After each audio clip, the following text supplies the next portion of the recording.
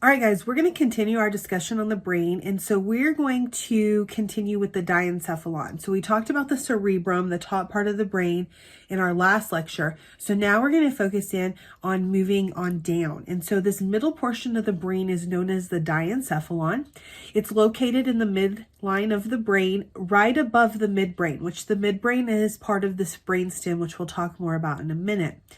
We do see the diencephalon is made out of three parts. We have the thalamus, the hypothalamus, and the epithalamus. Now, the epithalamus we're not going to discuss in a lot of detail here. It's a pineal gland, which is actually part of the endocrine system because it produces a hormone.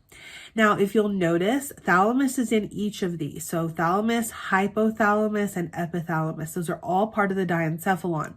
We see the diencephalon also surrounds this area called a third ventricle. Now, we're going to talk about ventricles a little bit later, but ventricles are spaces in the brain that are full of fluid. This allows your brain to have some cushion, and it allows it to be kind of submerged so that it gets the nutrients it needs. Because later we're also going to see that blood does not go directly to the brain. There's a barrier, and this is to help protect the brain tissue itself. Now, the diencephalon acts as a relay station.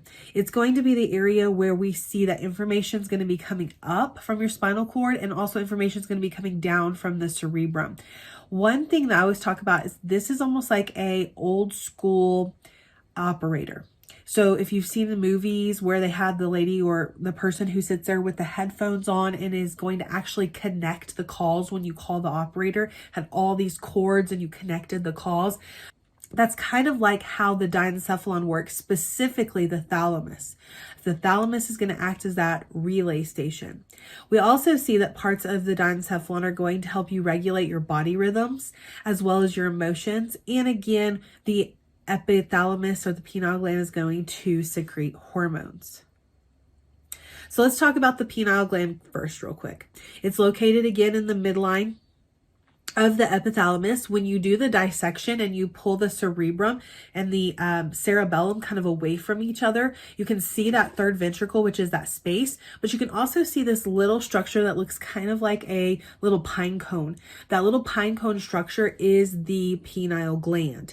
This pineal gland is going to be important for secreting melatonin. So the hormone melatonin, which is involved in your diurnal rhythms. This is going to help you be able to know when you need to go to sleep versus when you need to stay awake. Melatonin is mostly secreted at night, and it's what causes you to have sleepiness. Now, this makes sense.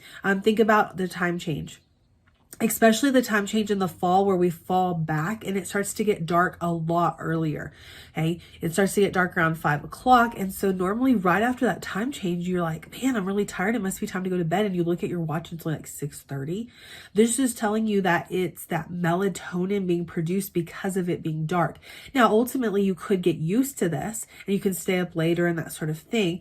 But melatonin is produced when it's dark, and it's what makes you sleepy.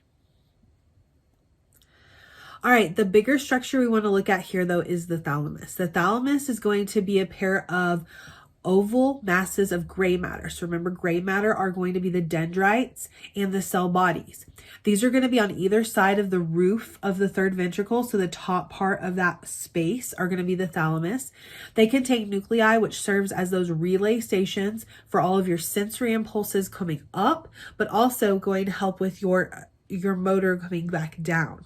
Now, there is an exception. Smell does not come through here. Now, smell is going to actually go through the hypothalamus, still part of the diencephalon, but not the thalamus. Now, each pair of nuclei help to relay different types of information. Some are involved in hearing, some are involved in vision, some are involved in taste, and even like some of your somatic types of feeling like touch, pressure, vibration, temperature, and pain. Others are going to help you with your voluntary motor movements or actions. Some of these nuclei are involved in arousal, like waking you up from sleep. Some are going to be involved in emotion and memory. So there's going to be a lot of different kind of clusters in here that have different purposes. The thalamus also registers your conscious recognition of pain. So this is going to be where pain comes in, and it helps you pinpoint where it's coming from and what kind of pain it is, as well as temperature, light touch, and pressure.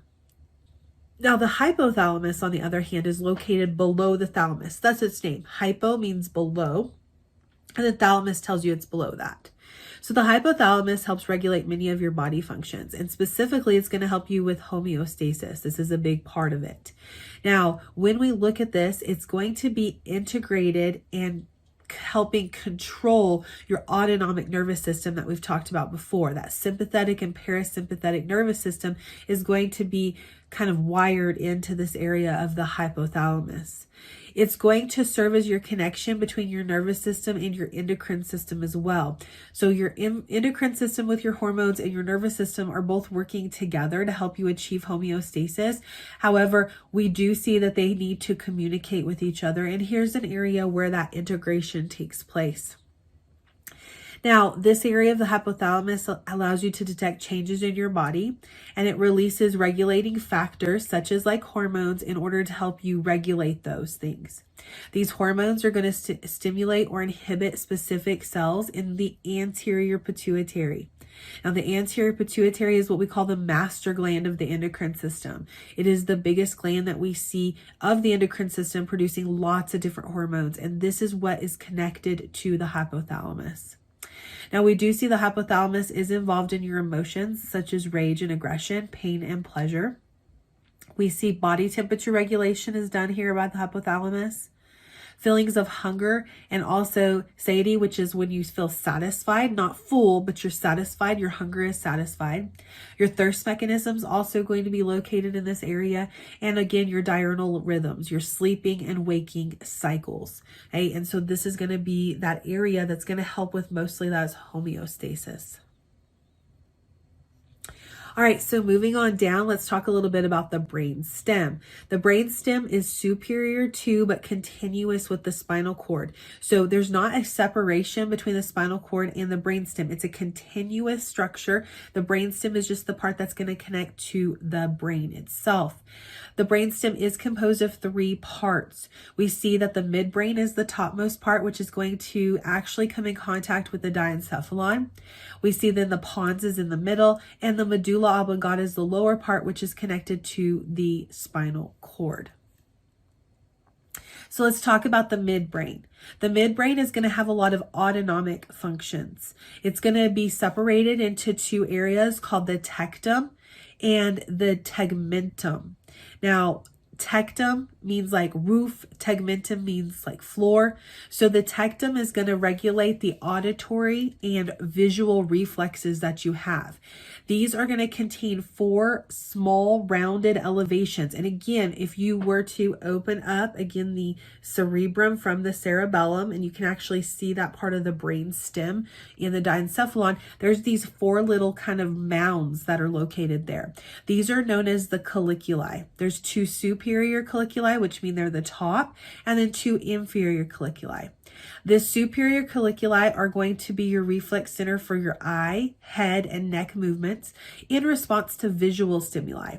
So if you're driving down the road and a bird dive bombs your windshield, what's our response? Well, normally our response is we move our head out of the way. In reality, did we have to move our head out of the way? No, you have a windshield that's protecting you. That bird was never going to hit you. But your response visually, because what's coming in, the reflex, is to get your head out of the way. The same thing when you go to like a 3D movie. You know that that stuff's not actually coming at your head, but it's so real at times you move out of the way and it causes that reflex. That is this area of the brain. On the other hand, the inferior colliculi are going to be your reflex center of your head and trunk movements in response to auditory stimulus. So when you hear something, so when you hear your name, a lot of times you automatically turn around and look. This area is going to help you be able to keep your balance, that sort of thing with your head. Also, what happens when you hear a really loud noise? A lot of times if it's behind you, you duck, you pull up like this. It's a reflex that occurs. Okay, and so this is what we're talking about with the auditory. Same thing like if you're buzzing by your ear, a lot of times you'll do this number to get it away. Okay, you're not gonna sit there and be like, oh, is that a bee? No, you just go ahead and you try to get it away from your ear. So that's the inferior colliculi. So superior is for the visual reflexes and the inferior is for the auditory reflexes. The tegmentum contains nuclei that receive and send information through some of your cranial nerves. Now, cranial nerves are really important.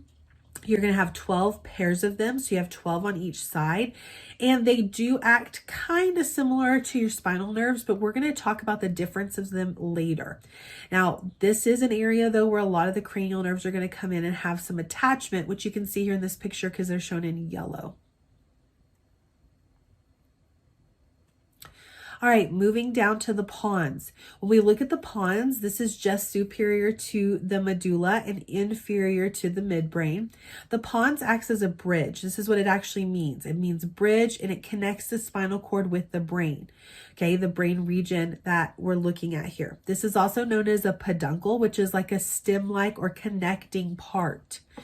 Now, one big thing that we see that happens here is it's also relaying nerve impulses. This is where a lot of the information is moving up to the diencephalon, and information from the diencephalon is going to move down through this area, this connection that's here. Now, there are some special nuclei in here called the Pontine Nuclei. The Pontine Nuclei do have some special abilities and helps where they connect the cerebral cortex, so the top part of the brain, with the cerebellum, which is the back part of the brain. We do see that some of these are in a group called the Pontine respiratory group. They're going to contain some areas that are going to help you with breathing. One is called the pneumotaxic area. This area is going to help you speed up your breathing if need be. Okay, and also potentially slow it back down. Okay, so this is pneumotaxic. On the other hand, we have the apneustic area, and the apneustic area, if you think about it, it sounds like apnea. This is the area in the brain that helps prevent apnea. It prevents you from not breathing. So what happens is this area should detect if you're not breathing and cause you to take a breath in. Okay, now, of course, if you have sleep apnea, something could be wrong with this part of the brain. This is why they put you in the machine that if you were to stop breathing for too long, it shoots air at your face, because the reflex is for you to take a breath when we do that. That's why in swim lessons, when you have little kids, they're talking about how to get ready to dunk them and let them get underwater. You blow in their face before you dunk them. That causes them to take a breath. The same thing here. We do think that there might be something that's wrong with this area in the brain in babies who die from SIDS, sudden infant death syndrome, but we don't know for sure. Something's causing those babies to stop breathing, and that could be the area of the brain that's not quite developed, and it's causing some potential issues. The pons also contains the nuclei for 4 pairs of cranial nerves. So 4 of your cranial nerves actually plug in here to the pons. We see it's cranial nerve 5, which is the trigeminal nerve. It's going to help you with chewing, as well as sensations from your head and your face. Cranial nerve 6, which is the abducens nerve, and this is going to help you with movement of your eye. Cranial nerve 7, which is your facial nerve. This nerve helps you with taste, salivation, facial expressions, and lacrimation, which is tearing. Cranial nerve 8, which is going to be branches of the vestibular cochlear nerve, which are for hearing and equilibrium to your ear. We will again talk about these more specifically about what they do when we get to the cranial nerves themselves. We then have the medulla oblongata. So let's talk about the lowest part of this brainstem. The medulla oblongata is mostly white matter here. It is called the medulla for short, and it's the lowest part of the brainstem. It's going to be continuous with the upper part of that spinal cord. It contains both motor, which are descending tracts going downwards, sending motor responses down to your muscles. And it also has sensory or ascending tracts coming up, taking information up to your diencephalon so it can be sent to the proper area of the brain. We do see with the medulla on the anterior side, the front side of the medulla, there's 2 bulges located there, and these are known as the pyramids. These pyramids contain very large motor tracts from your cerebrum to your spinal cord. And so these motor tracks and these pyramids are called direct tracks, and we'll talk more about them in in the following chapter when we talk about the integration of everything. Most axons cross to the opposite side at this point. This is known as desiccation. So remember, we talked about that the right side of your brain controls the left side of your body and vice versa. And this is the area where most of the time that crossing over takes place.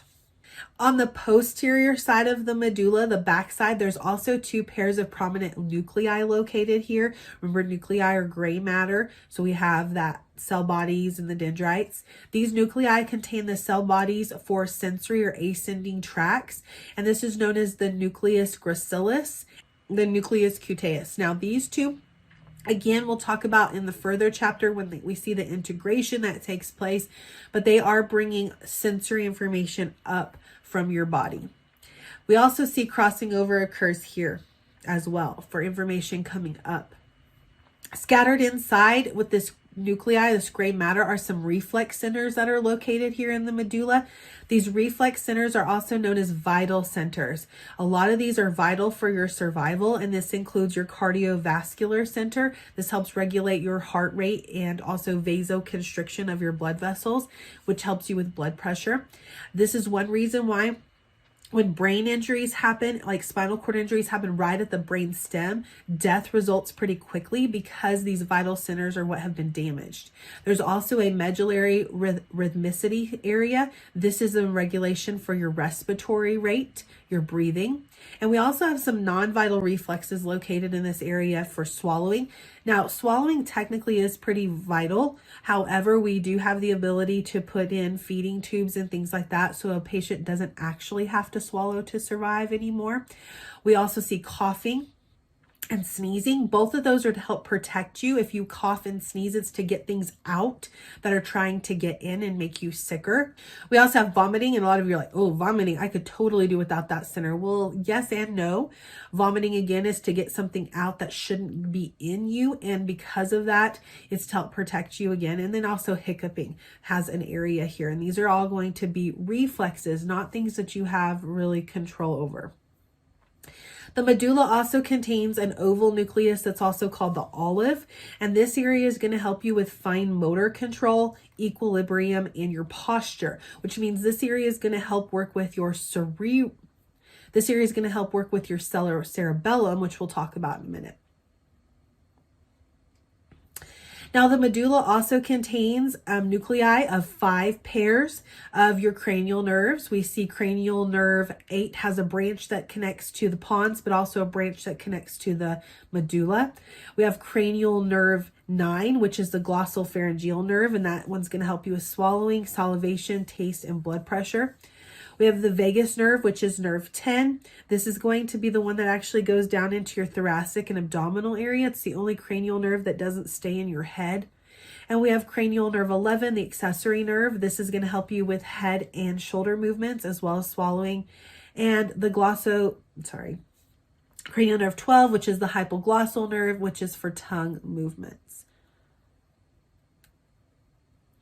Now, scattered throughout a lot of these areas is the reticular formation. It's a net-like arrangement of neural cell bodies and small bundles of myelinated axons that are found throughout your brainstem, so throughout the medulla, pons, and midbrain, and they even extend into the spinal cord downwards and the diencephalon upwards. And so it's a network that happens between the diencephalon and the spinal cord, with the brainstem being the main area. Now, the reticular formation has both sensory and motor functions for you. It's going to help regulate your muscle tone. It's also going to alert the cerebral cortex with sensory signals that are coming in. This is also going to help activate what we call the reticular activating system, or your RAS. This is what helps you wake up, makes you where you start to be aroused and wake up in the morning. Okay, it's where you have sensations coming in that tell you it's time to get up, like your alarm going off. You hear it. And so it activates this RAS area in your brain, and it causes it to then open up and and the rest of your brain start to wake up. Sometimes it could be light, like if somebody turns on a light, even with your eyes closed, you can see if it's light or dark. It could also be the sun coming in through the window if you don't have blackout curtains, okay? It's these things that are sensory information that start to wake your brain up from when you've been asleep. We also see this area helps maintain your consciousness while you're awake. It helps you stay awake. Now, we know that it doesn't always work. We've all been in that class before where we're sitting there and we start doing this number, right? Okay, and it may even be my class. But that area is starting to shut down due to the fact of not being stimulated enough for whatever reason. Okay, it could be due to you just being very exhausted. It could be due to boredom. There's a lot of different things that could cause it to start to shut down that makes you tired.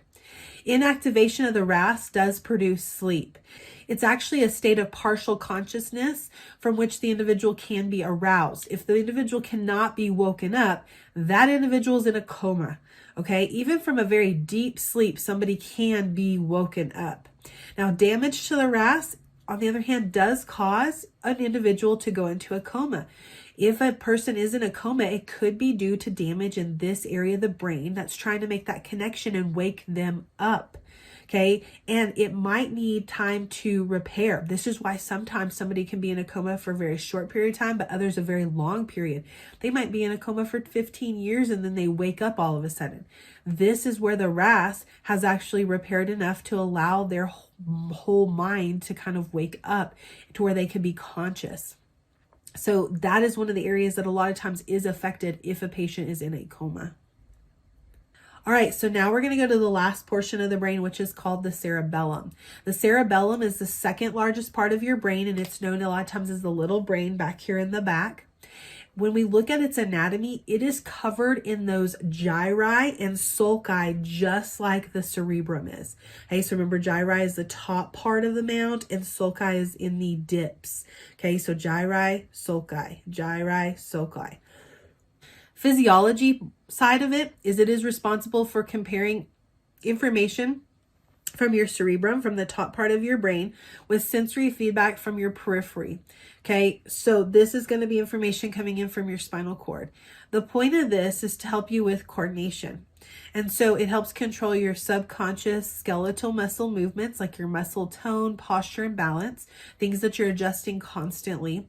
We also see that it receives sensory impulses from your proprioceptors, as well as visual receptors from your eyes. And it lets you make adjustments to your muscle contractions accordingly. And it is involved in that equilibrium and balance. This is the area of the brain that is affected most by alcohol use. All right, so we've talked about the parts of the brain. Now let's talk about the protection. What are the things that help protect and keep the brain healthy as a whole? I mean, from the cerebrum to the cerebellum to the diencephalon to the brainstem. Okay, one thing we have to make sure that our brain is getting a constant supply of is blood. So circulation to your central nervous system is super important. Okay, now this actually is the most important area, and it actually has a privileged blood supply, meaning it gets a huge amount of the blood coming up to the brain. Now, this blood cannot come in direct contact with the brain. The contents of the blood cannot simply pass through the central nervous system because this tissue is so delicate. It is so important that we want to keep toxins or anything that is harmful in the blood away from the brain. So what has been created here is called the blood-brain barrier, or the BBB. It is a specialized structure, and it's going to help give a barrier between the blood vessel and the brain tissue. Now, there is still going to be diffusion that takes place. Oxygen is going to diffuse from the blood to the brain. Glucose is going to diffuse from the blood to the brain. We do see it's going to move through there. But remember, we talked about neuroglial cells, and that neuroglial cells are going to help protect the brain tissue to make sure that it doesn't die, because those neurons can't be replaced. And so they're like the cupbearer. They're going to test it all out first. That's what this blood-brain barrier is going to be useful for. However, this does cause an issue. It does cause certain medications to not be able to cross this at all. And this is why if an individual has a brain infection or they have brain cancer, it is super hard to treat because the medications cannot cross the brain barrier like other things can. Some medications can cross the barrier. We see that with painkiller. A lot of times they will cross that barrier, and that's what helps us be able to control that pain. We also see some not good drugs like cocaine and meth can also get in there and cause some issues in your brain. But for the most part, it does act as a very good barrier. Now, your brain is only about 2% of your body weight. We talked about it being only a couple of pounds, but it takes 20% of the oxygen that you breathe in. Okay, it is highly metabolic, meaning it's constantly working, which means it constantly needs oxygen in order to make ATP. So with this as well, it needs a constant supply of carbohydrates. Remember that your body prefers to use carbohydrates for energy, sugars, specifically glucose. However, your brain does not have an area to store this, so it has to have a constant supply. This is also why when you do certain kinds of diets that deprive yourself of carbohydrates, glucose, that sort of thing, a lot of times they'll talk about how you have this kind of mind fog that takes place. And this is because your brain is having to adjust from using what it would prefer to use, which is the glucose, and it's having to use other sources for energy. And so a lot of times they'll call that the keto flu, where you have that fog that happens if you're on that keto type diet for a while. Now, how does the blood get up to the brain? Well, the blood's going to travel specifically through these two arteries that come up through the neck that are called the carotid arteries. Okay, these are not the carotid, it's the carotid arteries. They are going to move up and they are deeper in your throat. Anytime we see arteries, they're going to be deeper. And the reason being is they're high pressure.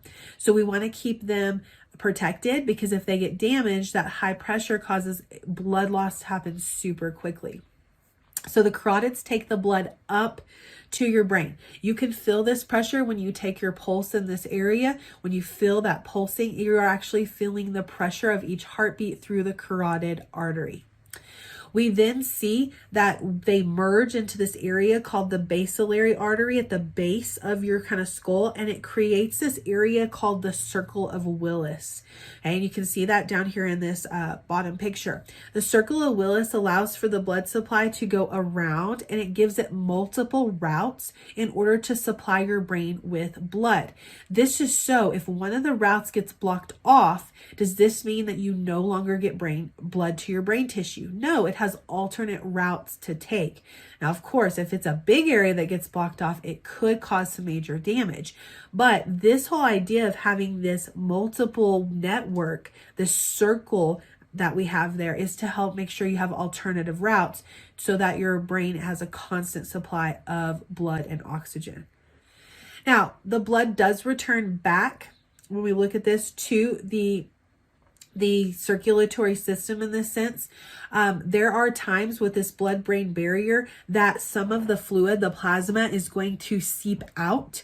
As it seeps out into the brain area, it turns into something we're going to talk about in a minute called cerebrospinal fluid.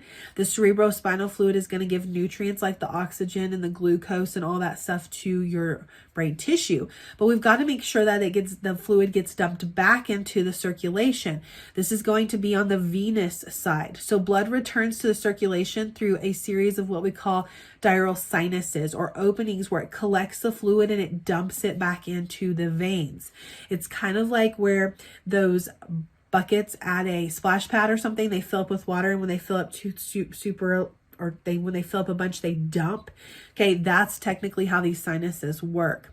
The blood drains into the internal jugular veins, and so those veins come down through here. So we have the carotids taking the blood up, we have the jugulars bringing the blood down. This blood is now deoxygenated, doesn't have oxygen anymore, and it's going to go back to the heart so the heart can pump it back to the lungs so it can pick up more oxygen. anytime there is an interruption of blood flow to your brain, we see that the brain will start to be deprived of oxygen and carbohydrates. When that occurs, we have a very short time period to restore that blood flow. If we do not, we're going to start to see mental confusion take place, dizziness. The patient can start to have convulsions. They will go unconscious, and then we will start to see the lysosomes in the cells. Remember, lysosomes are those little organelles that contain digestive enzymes that are supposed to help clean up your cells. They will actually start to release their enzymes and start destroying the neurons and the neuroglias. This can cause permanent damage. Okay, this can cause permanent brain damage. So this is why it's so important that we make sure we're getting oxygen to that brain. This is part of the reason why it's so important that you end up doing CPR. So with the breathing and the actual contracting where you're doing the compressions of the heart that pushes the blood forward, allows the brain to still continue to get a supply of oxygen. If that can be continued to be established even though the patient is unconscious, it can help prevent further and permanent brain damage. People who've had CPR done on them for even over an hour, and then they come to and they are revived and all that kind of stuff, they may not have permanent damage as long as we were able to continually get oxygen to their brain. But guys, permanent damage can take place within 4 minutes. 4 minutes of no oxygen getting to that brain can cause permanent damage. All right, so let's talk about some of the protective coverings. We talked about protective coverings when we talked about the spinal cord. These same protective coverings that were on the spinal cord are on the brain as well. These are known as the cranial meninges though, instead of the spinal meninges. But we still see that they have the 3 types or the 3 layers. So the outermost layer is still the dura mater, that really tough layer. It's actually called the dura mater, which means tough mother. And you're going to see that when you dissect the brain, you're going to take that part off and it is super tough. It's very, very hard to break and to tear, and it's to help with that protection. Just below that layer though, you're going to see the spider webby type structure, and that's called the arachnoid mater. This arachnoid mater, whenever the brain is in the skull and it's a living person, we see that this area is also going to be filled with fluid called cerebral spinal fluid. A very thin, delicate layer that actually is touching the brain itself is called the pia mater. The pia mater is also highly vascular. That's where these blood vessels are that create that blood-brain barrier that we talked about a couple of minutes ago. So that pia mater is going to help with that barrier structure. Now, one thing to note about the dura mater, there are areas in the dura mater on the brain where they get very thick and they collect to create compartments. These are going to help keep the brain in its areas that it needs to be. Okay, so the cranial dura mater does have 2 layers, and it does start to have these extensions down in between structures where it gets a lot thicker. Again, when you dissect the brain, you will have felt these. There's one right in the ridge when we talk about that longitudinal fissure where you can feel that it's a lot thicker. There's also one towards the back where there's the separation between the cerebrum and the cerebellum. Okay, those areas have those very thick areas in order to create compartments. Now, these do have names. We see that we have the falx cerebri. This is a strong sickle shaped. Sickle is kind of like a scythe, kind of what like death carries when you think about like pictures when they talk about death. It's going to have one of those that folds and separates the 2 hemispheres. When we talked about that longitudinal fissure, it's going to separate the right and the left side of the brain. We also have the falx cerebelli, which is a small triangular process that separates the 2 hemispheres on the cerebellum. Okay, so that one's very small. It's a little harder to see. But the big one that you can actually feel that's towards the back between the cerebrum and the cerebellum is called the tentorium cerebelli, and it does act like a little tent. That's where the name kind of comes from. So it separates the cerebrum from the cerebellum. All right, so now let's talk about another protective structure, which is the cerebral spinal fluid. Cerebral spinal fluid is also known as CSF for short. It's both protective and it nourishes the central nervous system because it's going to help deliver nutrients like oxygen and glucose, and it's going to help remove waste like carbon dioxide and waste products and send them back to the blood to be taken away from the brain. Cerebral spinal fluid is continuously circulating through that subarachnoid space. So below the arachnoid layer, okay, it's that subarachnoid space, and it's going to go all the way around the brain and the spinal cord. It's going to travel through 4 kind of openings or areas, which are called ventricles in the brain. We have 2 lateral ventricles. These 2 lateral ventricles are inside the cerebrum. When you cut through during the dissection, you're going to see this kind of opening that's in there. That's going to be one of the lateral. It almost looks like a little butterfly type structure if you were to cut and take the top part of the brain off. So we have 2 of those, 1 on each side. Those then flow and connect into the 3rd ventricle. There's a narrow opening that's the midline by the hypothalamus and the diencephalon here. These then travel to the 4th ventricle, which is between the brainstem and the cerebellum. So these are the 4 ventricles. These areas are going to fill up with cerebral spinal fluid. So let's just say the lateral ones fill up first. It's kind of like when you start to fill up a bathtub and you just let it keep running. Eventually it'll spill over into the room, and then that room will spill over into the next room. That's what's happening here. One ventricle fills up with fluid, it spills into the next ventricle, then to the next, and then in the subarachnoid space, so that the whole brain is encompassed in this fluid. What structure actually creates this cerebral spinal fluid? These are known as the coracoid plexus. These are areas that have a capillary network that are in the ventricle areas, those openings. These capillaries are covered with what we call epithelial cells, and they're joined together by tight junctions, making sure there's no leaking that takes place. Cerebral spinal fluid gets formed by filtration. What happens is high pressure comes into these capillaries and it pushes the fluid out. The red blood cells, the white blood cells, platelets, they can't get through, but the fluid, the plasma does. So this is going to be where the fluid is going to carry the oxygen at this point, the glucose, those things that the brain needs. This blood-brain barrier allows certain substances into the cerebral spinal fluid, but not others.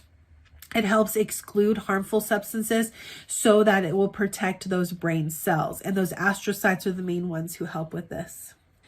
Now, how does cerebrospinal fluid circulate through? Because we've got to create it, but then we also need to drain it off so that it's replaced with new cerebrospinal fluid. This is a continuous process. We do see ventricles via intraventricular foramina, or holes, actually are going to connect each of those ventricles. So the lateral ventricle is going to allow fluid to pass to the 3rd. The 3rd ventricle is going to allow fluid to pass to the 4th through what we call a cerebral aqueduct. And then the 4th is going to allow it to go to the subarachnoid space. The cerebral spinal fluid leaves the 4th ventricle through a median aperture, meaning going down the spinal cord, and then also 2 lateral apertures, so it goes around the brain.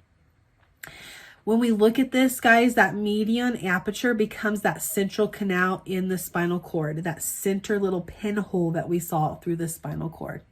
Cerebral spinal fluid travels through all of these areas, and eventually it gets reabsorbed into what we call the arachnoid villi, which are clusters of this structure that is going to extend into the blood sinus. This is called the superior sagittal sinus, and they're going to help siphon and suck that cerebral spinal fluid out when it has done its circulation. Cerebral spinal fluid gets reabsorbed at the same rate that the coracoid plexus makes it. So if it makes 5 mLs, it needs to reabsorb 5 mLs. If it makes 2 mLs, we need to reabsorb 2 mLs. This is to help make sure it keeps a constant pressure in your brain. Now, cerebral spinal fluid does have some special characteristics. This is why we can actually do an analysis of it to see if something is wrong. It should be clear and colorless. It should not have much of a color to it, and it should be clear. It should not be cloudy. It does contain water, glucose, proteins, urea, ions, and a few white blood cells. If it has a ton of white blood cells, that means that's an active infection, and the cerebral spinal fluid will actually appear cloudy. Total cerebral spinal fluid volume in your brain at any given time could be anywhere between 80 milliliters and 150 milliliters. About 480 milliliters are produced and reabsorbed per day. So the circulation is very important, and it's constant. We're making it, we're reabsorbing it. We're making it, we're reabsorbing it. And so it's really important that this is a continuous process to make sure that you have a constant supply of nutrients to your brain tissue, as well as removing waste products. This picture right here kind of shows you how the circulation works. So I have a picture version as well as a kind of flow chart that shows you as well.